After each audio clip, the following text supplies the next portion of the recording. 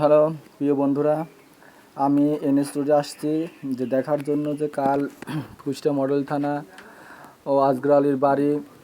আমি এখন কুষ্টিয়া এনএস রোডে, তো দেখতে এসেছি যে দোকানপাট খুলেছে কিনা, কেমন অবস্থা দেশের। তো আমি থানার কাছ থেকে বক্সত্তর হয়ে কুষ্টিয়া মডেল থানা হয়ে যাচ্ছি। তো আমি যানবাহনের উপরে থাকায় মোবাইল শুধু সামনের দিকে ভিডিও করা হচ্ছিল। তো আমি কুষ্টিয়া থেকে বলতেছি। তো আপনারা দেখতে পাচ্ছেন ভিডিওতে যে মোটামুটি রাস্তায় যান চলাচল স্বাভাবিক, অনেক দোকানপাট খোলা হয়েছে, অনেকে অনেক কিছু আলোচনা করতেছে, সবাই খুশি, সবাই সবুজ পতাকা হাতে নিয়ে সবাই আনন্দ মিছিল বার করছে কুষ্টিয়াতে। তো দেশ স্বাধীন হলো, এরকম একটা অবস্থা। সবাই অনেক হাসি খুশি চেহারা নিয়ে যার যার কর্মস্থলে যাচ্ছে। তো প্রিয় বন্ধুরা, আপনারা যেখান থেকে দেখছেন আমার ভিডিওটি যদি ভালো লাগে তাহলে সাবস্ক্রাইব ও লাইক দিয়ে আমার পাশে থাকবেন। তো আমি এই সামনের দিকে এগিয়ে যাচ্ছি।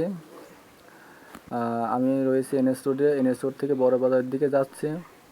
সামনে দেখতে পাচ্ছেন যে অনেক সমাজসেবার বিল্ডিং, সমাজসেবার বিল্ডিংটা কিন্তু অনেক নষ্ট করা হয়েছে। এই বিল্ডিংয়ের কাজ, জানালা দরজা সব কিছু ভাঙা হয়েছে, আপনার ভিডিওর মাধ্যমে দেখতে পাচ্ছেন।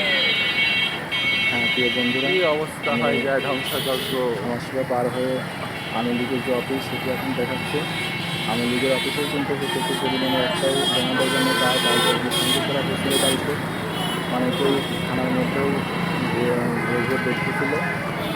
তো আপনারা আজকে দেখতে পাচ্ছেন যে অনেক যানবাহন করছে, অনেক দোকানপাট কিন্তু বাজারের অবস্থা ভালো, সেখানে অনেক লোকের সমাগম, সবাই যাদের মতো প্রয়োজনীয় পণ্য কেনাকাটা করতেছে।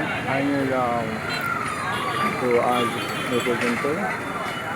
স্বাধীন দেশ আমাদের।